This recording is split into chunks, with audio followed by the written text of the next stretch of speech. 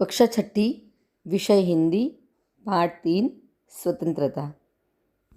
जनवरी माह की ठंड भरी सुबह थी। घने जंगल के बीच एक बूढ़े बरगद की फुनगी फुनगी यानी डाली डाली पर एक बूढ़ा तोता बैठा था और धूप सेक रहा था। धूप सेक रहा था यानी वो सूर्य का प्रकाश ले रहा था। सारे छोटे बच्चे आसपास ही खेल रहे थे। छोटे बच्चे यानी तोते के बच्चे। आसमान में उड़ते हुए गैस के लाल पीले गुब्बारों को देखकर उस तोते के मुंह पर अचानक मुस्कान छा गई और उसे हंसता हुआ देखकर पास में खेल रहे तोते के बच्चे ने इसका कारण जानना चाहा। तभी बूढ़े तोते ने उसके जीवन में जो प्रसंग घटा था वह प्रसंग उसने सुनाया। तोते ने कहा, बहुत दिनों पहले की बात है।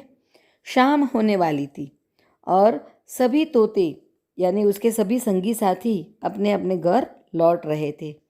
उतने में गैस भरे गुब्बारों का एक गुच्छा उनके करीब से गुजरा और अचानक तोते के एक दोस्त ने तोते को धक्का दे दिया।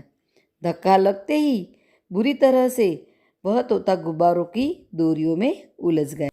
लाख कोशिश करने के बाद भी, लहलुहान हो जाने के बाद भी तोता ने बहुत कोशिश की, लेकिन वह छूट न पाया। हवा के झोंकों के साथ गुब्बारों, जिस दिशा में गुब्बारे बहते थे उसी दिशा में पोपट भी बहने लगा। धीरे धीरे शाम हो गई।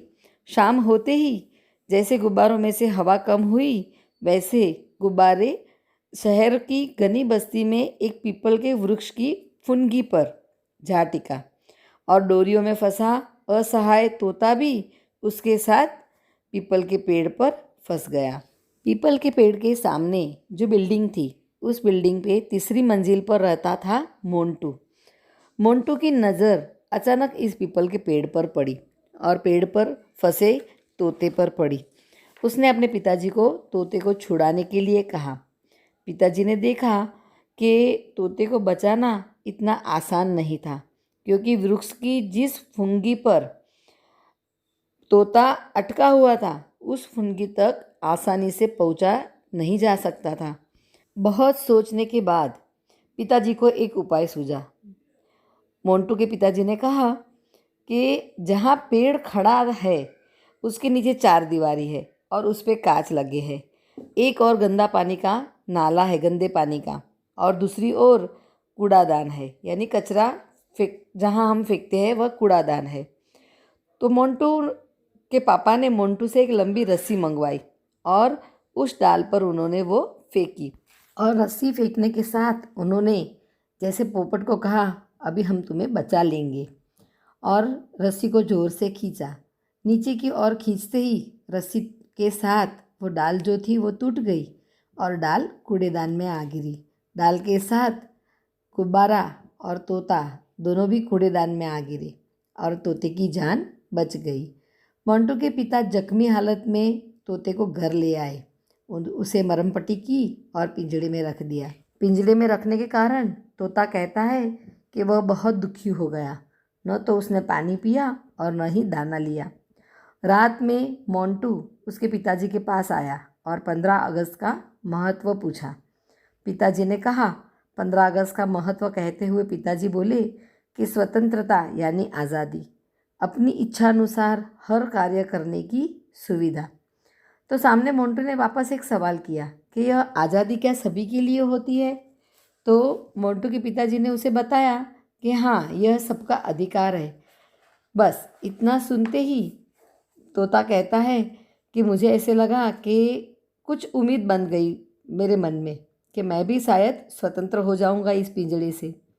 दूसरे दिन सुबह मोंटू तोते के पिंजड़े के पास आया और जैसे तोता समझता हो उसकी भाषा, वैसे वो तोते को कहता है कि मित्र, तुम जल्दी से ठीक हो जाओ, दाना पानी खाओ और जल्दी से ठीक हो जाओ। जैसे ही तुम ठीक हो गए कि मैं तुम्हें तुरंत, शीघ्र यानी तुरंत ही छोड़ दूंगा, तुरंत ही आज़ाद कर दूंगा।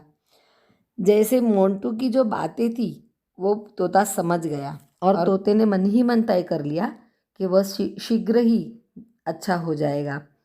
और कुछ दिनों बाद 15 अगस्त की सुबह मोंटू नए जूते पहनकर हाथ में तिरंगा लेकर पाठशाला चला गया और जाते समय मोंटू ने जो वादा किया था तोते से कि मैं तुम्हें आज़ाद करूँगा, वह वादा उसने पूरा किया।